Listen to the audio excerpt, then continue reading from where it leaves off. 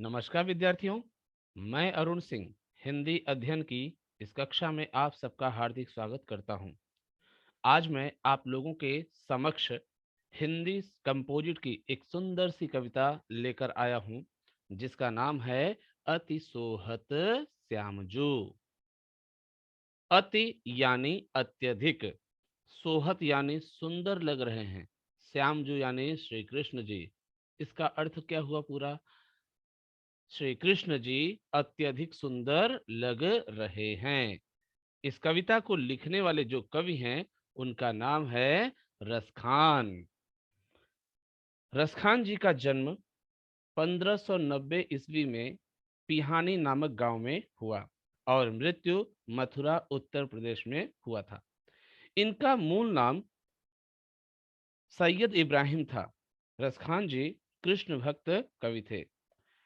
कवि रसखान जी इस कविता में, अति सोहत श्यामजू नामक कविता में, श्री कृष्ण के जन्मभूमि के प्रति उनका जो लगाव है, उसका वर्णन किया है। बाल कृष्ण की सुंदरता तथा उनके बाल रूप का मनोहारी वर्णन किया है। तो आज हम इसी कविता को पढ़ेंगे और समझेंगे। कविता कुछ इस प्रकार से है। मानुष हो तो वही रस खान, बसो मिली गोकुल गाँव के ग्वारन। मानुष हो तो वही रस खान, बसो मिली गोकुल गाँव के ग्वारन। जो पशु हो तो कहा बस मेरो, चरो नित नंद की धेनु मझारन। जो पशु हो तो कहा बस मेरो, चरो नित नंद की धेनु मझारन। पाहन हो तो वही गिर को, पाहन हो तो वही गिर को, जो धरियो कर छत्र पुरंदर कारण। जो खग हो तो बसेरो, करो मिली कालिंदी कुल कदम्ब की डारन। जो खग हो तो बसेरो, करो मिली कालिंदी कुल कदम्ब की डारन। आइए इसके कठिन शब्दों को देख लेते हैं। मनुष्य मतलब मनुष्य, हाँ मतलब बनूं, बसाओ मिली मतलब मिलकर निवास करूं, ग्वारन यानी ग्वालों के साथ, जौ पशु हो यदि पशु हो, यदि पशु के रूप में जन्म लूं, चरो नित मतलब नित्य चरूं, धेनु यानी गाय, मझारण यानी बीच में, पाहन हो पत्थर बनूं, पत्थर के रूप में जन्म लूं, गिर यानी पर्वत, धरियो कर यानी जिन्होंने धारण कर लिया, छत्र यानी छाया बनाकर, पुरंदर यानी इंद्र। जौ खग हो अगर पक्षी बनूं, बसेरो करो अर्थात निवास करूं। कालिंदी कुल, कालिंदी यानी यमुना, कुल यानी किनारा, तो कालिंदी कुल यानी यमुना नदी के किनारे। कदम्ब की डारन, कदम्ब का जो पेड़ है उस पेड़ की डाली पर। आइए अब हम अर्थ की तरफ बढ़ते हैं। कवि कहते हैं, मानुष हो तो वही रस खान, बसो मिली गोकुल गांव के ग्वारन। कवि रसखान जी कृष्ण भक्त कवि थे। उन्हें कृष्ण के जन्मभूमि के प्रति बेहद लगाव था। वे प्रत्येक स्थिति में कृष्ण का सानिध्य चाहते हैं। वे भगवान श्री कृष्ण की आराधना करते हुए, भगवान श्री कृष्ण से प्रार्थना करते हुए कहते हैं क्या? मानुष हो तो वही रस खान, बसो मिली गोकुल गांव के ग्वारन। कहते हैं कि यदि अगले जन्म में मैं मनुष्य बनूं, अगले जन्म में मैं मनुष्य के रूप में जन्म लूं, तो मेरा जन्म कहाँ हो? गोकुल गांव में हो, और उन गोकुल गांव के ग्वालों के साथ मैं क्या करूं? मिलकर निवास करूं। दूसरी लाइन में क्या करें? जो पशु हो तो कहा बस मेरो, चरौनीत नंद की धेनु मझारन। यदि मैं पशु हूं, यदि मैं पशु के रूप में जन्म लूं, तो मेरा जन्म नंद बाबा के गायों के बीच मेरा जन्म हो, और मैं उन गायों के साथ हर दिन नित्य चरने जाऊं, हर एक दिन उनके साथ घूमूं चरूं। आगे कहते हैं थर्ड लाइन में, पाहन हो तो वही गिरी को जो, धरियो कर छत्र पुरंदर कारण। अगर मैं पत्थर के रूप में जन्म लूं तो मेरा जन्म उसी गोवर्धन पर्वत पर पत्थर के रूप में करना जिसे भगवान श्री कृष्ण ने इंद्र के प्रकोप के कारण अपने हाथ में धारण कर लिया था, अपने हाथ में उठा लिया था। अगली लाइन में कह रहे हैं, जो खग हो तो बसेरो करो मिली कालिंदी कूल कदम्ब की डारन। अगर मैं पक्षी के रूप में जन्म लेता हूं, अगर मैं अगले जन्म में पक्षी बनता हूं तो मेरा जन्म यमुना नदी के किनारे जो कदम्ब का जो बगीचा है, उस कदम्ब की पेड़ की डाल पर मेरा जन्म हो, ताकि मैं अनेक पक्षियों के साथ वहां क्या कर सकूं, निवास कर सकूं, रह सकूं।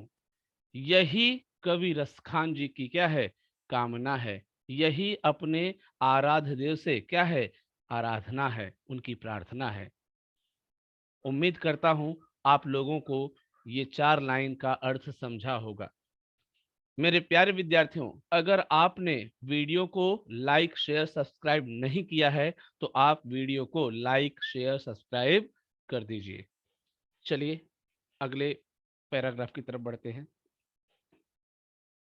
अब आप देख रहे हैं श्री कृष्ण का जो यहाँ पे दृश्य दिखाया गया है, ये बाल रूप है। अब यहाँ पर किस तरह से इन्होंने, रसखान जी ने इनका वर्णन किया है, उसको हम पढ़ेंगे और समझेंगे, जानेंगे। कहते हैं, धूरी भरे अति सोहत श्याम जू तैसी बनी सिर सुंदर चोटी। धूरी भरे अति सोहत श्याम जू तैसी बनी सिर सुंदर चोटी। खेलत खात फिर अंगना पग पैजनी बाजत पीरी कछोटी। खेलत खात फिर अंगना पग पैजनी बाजत पीरी कछोटी। वाछवी को रस खान बिलोकत, वाछवी को रस खान बिलोकत। वारत काम कला निधि कोटि। काग के भाग कहाँ कहिए, हरि हाथ सो ले गयो माखन रोटी। काग के भाग कहाँ कहिए, हरि हाथ सो ले गयो माखन रोटी। धूरी भरे अति सोहत श्याम जू तैसी बनी सिर सुंदर चोटी। आइए इस कविता की पंक्तियों में जो कठिन शब्द हैं उनको हम देख लेते हैं, समझ लेते हैं। धूरी भरे यानी धूल से सने, धूल से लिपटे। अति सोहत श्यामजू यानी श्री कृष्ण जी बहुत सुंदर लग रहे हैं। तैसी मतलब वैसी ही। पैजनी मतलब पायल। पीली कछोटी, पीली कछोटी का मतलब होता है पीली धोती। वाछवी को, वाछवी को का अर्थ होता है ऐसे दृश्य को देखकर। विलोकत यानी देखते हैं। वारत यानी न्योछावर करते हैं। कौन न्योछावर करते हैं? कामदेव। काम का अर्थ होता है यहाँ पर कामदेव। और कला निधि मतलब खजाने को। कोटि यानी करोड़ों। काग के भाग कहा, इस शब्द का अर्थ यहाँ दिया है कौवे के भाग्य के बारे में क्या कहूं। हरि हाथ सो ले गयो माखन रोटी। हरि मतलब यहाँ पे भगवान श्री कृष्ण हैं। हाथ सो मतलब हाथ से, ले गयो मतलब ले गया। क्या ले गया भगवान श्री कृष्ण के हाथ से? माखन रोटी। आइए अब हम इसके अर्थ की तरफ बढ़ते हैं। कवि रसखान जी ने प्रस्तुत पंक्तियों के माध्यम से बाल कृष्ण की सुंदरता का वर्णन किया है। कहते हैं, धूरी भरे अति सोहत श्याम जू तैसी बनी सिर सुंदर चोटी। भगवान श्री कृष्ण का जो शरीर है धूल से लिपटा हुआ, धूल से सना हुआ है। और इस रूप में वो बहुत ही सुंदर दिखाई दे रहे हैं। और आगे क्या कहते हैं? तैसी बनी सिर सुंदर चोटी, और उनके सिर पर सुंदर तरीके से चोटी भी बनी हुई है, चोटी भी बंधी हुई है। दोनों ही रूपों में वो सुंदर दिखाई दे रहे हैं। अगली लाइन में, खेलत खात फिर अंगना पग पैजनी बाजत पीरी का छोटी। कवि आगे कह रहे हैं कि भगवान श्री कृष्ण जी ने अपने कमर में पीले रंग का धोती धारण किया हुआ है। आपके सामने चित्र में दिख भी रहा होगा। भगवान श्री कृष्ण ने अपने कमर में पीले रंग का धोती धारण किए हुए हैं, खेल रहे हैं, खा रहे हैं और पूरे आंगन में घूम भी रहे हैं। और घूमने के दौरान उनके पैरों में जो बंधी पायल है वो क्या हो रही है, मधुर मधुर तरीके से बज रही है। अगली पंक्ति में कहते हैं रसखान जी, वा छवि को रस खान बिलोकत, वारत काम कला निधि कोटि। रसखान जी कहते हैं कि उनकी छवि को देख करके, भगवान श्री कृष्ण की सुंदरता को देख करके कामदेव अपने करोड़ों कलाओं की उस खजाने को, अपने करोड़ों कलाओं के उस निधि को क्या करते हैं, न्योछावर करते हैं। किस पर, भगवान श्री कृष्ण के उस सुंदर रूप पर। आगे कवि कहते हैं, काग के भाग कहाँ कहिए, हर हाथ सो ले गयो माखन रोटी। कवि रसखान जी कहते हैं कि वह कौवा हम सबसे बहुत ज्यादा भाग्यशाली है, क्योंकि वह भगवान श्री कृष्ण के हाथ से क्या लेकर के उड़ गया, माखन रोटी लेकर उड़ गया। कहने का तात्पर्य क्या है, जब वो कौवा भगवान श्री कृष्ण के हाथ से रोटी छीन रहा होगा, तब हो सकता है कि उसके चोंच से, उसके पंख से भगवान श्री कृष्ण का शरीर स्पर्श हुआ रहेगा। और दूसरी क्या है, भगवान श्री कृष्ण का जूठा खाने को मिल रहा है। इसलिए कवि कह रहे हैं कि कौवे के भाग्य के बारे में क्या कहूं, कौवा तो हम सबसे भी क्या है, ज्यादा भाग्यशाली है। वो भगवान श्री कृष्ण के हाथ से माखन रोटी ले उड़ा। चलिए अगले पैराग्राफ की तरफ बढ़ते हैं। कवि कहते हैं आगे, सोहत है चंदवा सिर मोर को, तैसी ये सुंदर पाग कैसी है। सोहत है चंदवा सिर मोर को, तैसी ये सुंदर पाग कैसी है। वैसी ये गोरज भाल विराजत, जैसी ही ये बन माल लसी है। वैसी ये गोरज भाल विराजत, जैसी ही ये बन माल लसी है। रस खान बिलोकत बौरी भई, रस खान बिलोकत बौरी भई, दृग मुद के ग्वाली पुकारे हंसी है। खोल री घूंघट खोलो कहाँ, वह मूरति नैनन माझ बसी है। खोल री घूंघट खोलो कहाँ, वह मूरति नैनन माझ बसी है। सोहत है चंदवा सिर मोर को, तैसी यह सुंदर पाग कैसी है। कवि रसखान जी इस पंक्ति में श्री कृष्ण के बाल रूप का वर्णन कर रहे हैं। कहते क्या हैं, सोहत है चंदवा सिर मोर को, तैसी यह सुंदर पाग कसी है। पहले शब्दार्थ देख लेते हैं, फिर हम अर्थ की तरफ बढ़ते हैं। सोहत है अर्थात शोभायमान है, चंदवा यानी मुकुट, तैसी मतलब वैसी ही, सुंदर पाग कसी है। पाग कसी है मतलब पगड़ी बंधी है। चित्र में आपको दिख रहा होगा यहाँ पर, वैसी ये गोरज भाल विराजत, जैसी ही ये बन माल लसी है। गोरज गाय के चलने से उड़ने वाली धूल, भाल यानी मस्तक, विराजत मतलब विराजमान, हिये मतलब हृदय पर, बनमाला बनमाल लसी है का मतलब होता है वन की माला सुशोभित तो हो रही है। किसके हृदय पर, भगवान श्री कृष्ण के हृदय पर। रस खान बिलोकत बौरी भई, बिलोकत यानी देखते हैं, बौरी हुई अर्थात पागल हो गई है। दृग यानी आंख, मूदी मतलब मूद करके या बंद करके। ग्वाली पुकार हंसी है, पुकार हंसी है का अर्थ होता है पुकार कर हंसती है। खोल रही घूंघट, घूंघट यानी पलक रूपी पर्दे को यहाँ पे कहा गया है।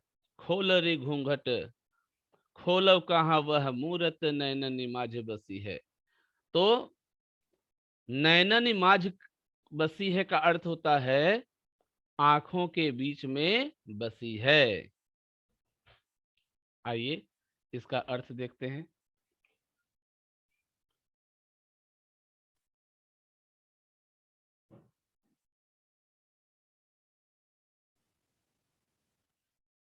कवि रसखान जी इस पंक्ति में कृष्ण के बाल रूप का वर्णन करते हुए कहते हैं कि उनके सिर पर मोर मुकुट शोभायमान हो रहा है और भगवान श्री कृष्ण ने अपने सिर पर बड़ी ही सुंदर तरीके से क्या बांध रखी है, पगड़ी भी बांध रखी है।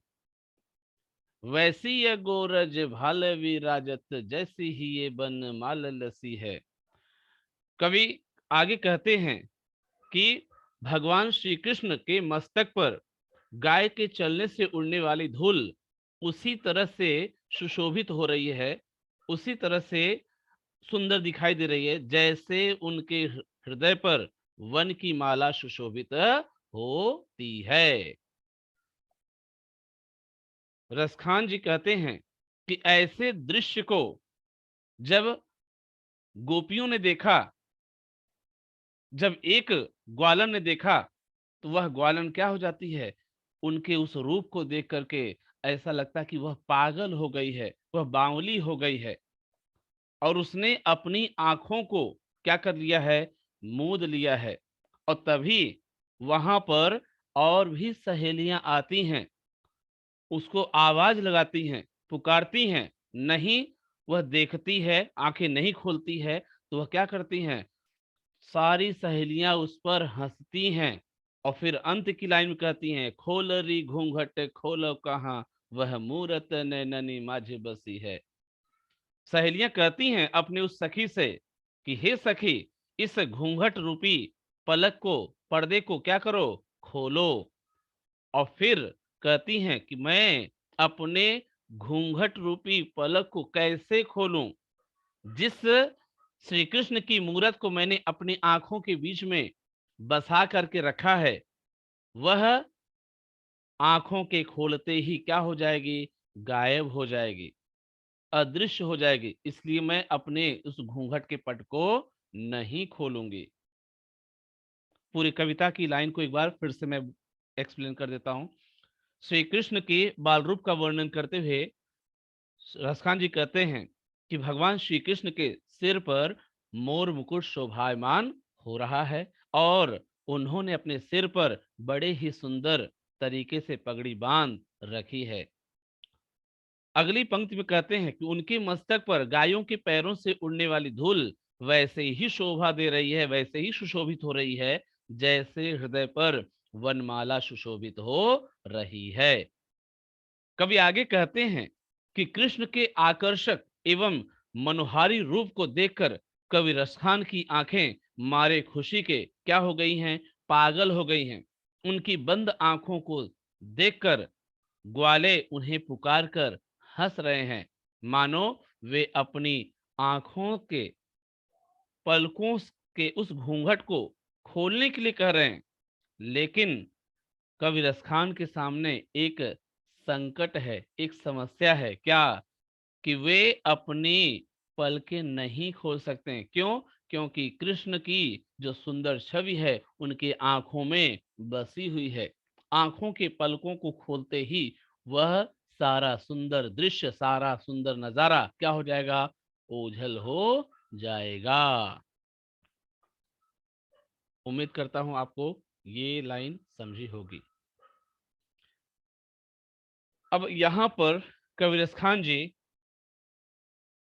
कृष्ण की महिमा का गुणगान कर रहे हैं। कहते हैं, शेष गणेश महेश दीनेश सुरेश हूँ जाहि निरंतर गावे। शेष गणेश महेश दीनेश सुरेश हूँ जाहि निरंतर गावे। जाहि अनादि अनंत अखंड अछेद अभेद सुबेद बतावे। जाहि अनादि अनंत अखंड अछेद अभेद सुबेद बतावे।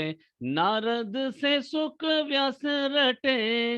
नारद से सुख व्यास रटे पचिहारे तो पुनि पार न पावे। ताहि अहिर की छोहरिया।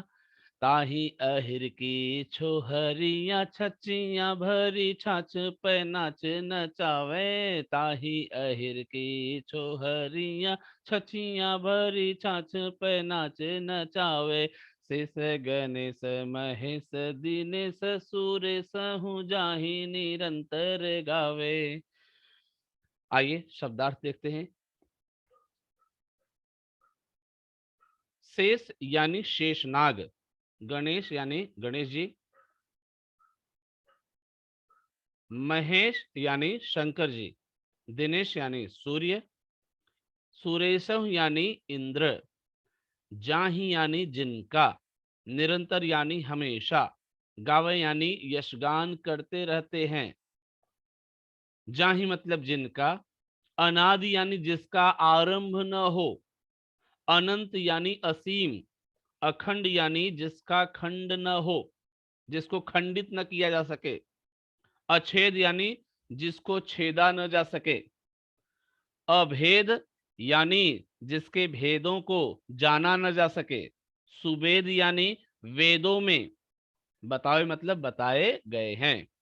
नारद से सुक व्यास, नारद से लेकर सुखदेव व्यास मुनि तक, रटे पचिहारे तव पुनि पार न पावे। पचिहार का अर्थ होता है हार गए, तव यानी लेकिन, पुन यानी फिर भी, पार न पावे मतलब प्राप्त न कर सके।